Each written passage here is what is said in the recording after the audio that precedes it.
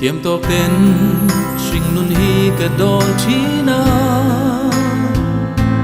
chul thấy lâu cùng lung tu riang in sinh mi lên dòng tên cần mang chín mô thon thuang mày ăn ra lê đòn si lun tu re nom mol si lâu rei lâu te tan châu ani ô nào i don chiang ai ye i thi nuwa không nghe i caldo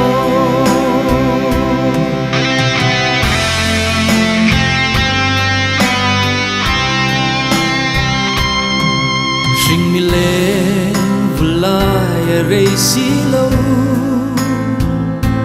lung chi ra qua at lai lâu nan kan hun lu hun tra kan nei lai ya sinh nun hi imang thia mang o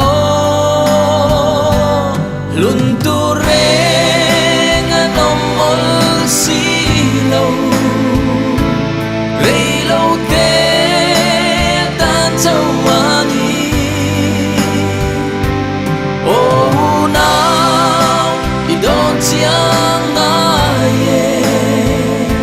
i thi nuwa không nghe i caldo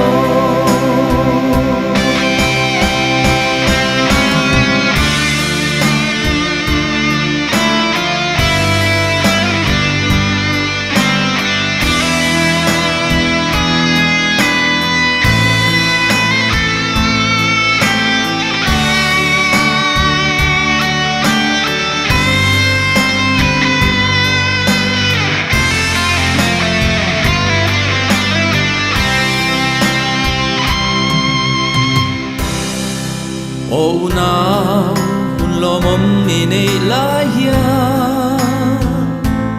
muang su la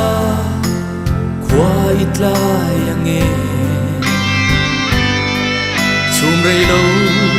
te lo lang ang mai ya ni sing nun hi rei don si lo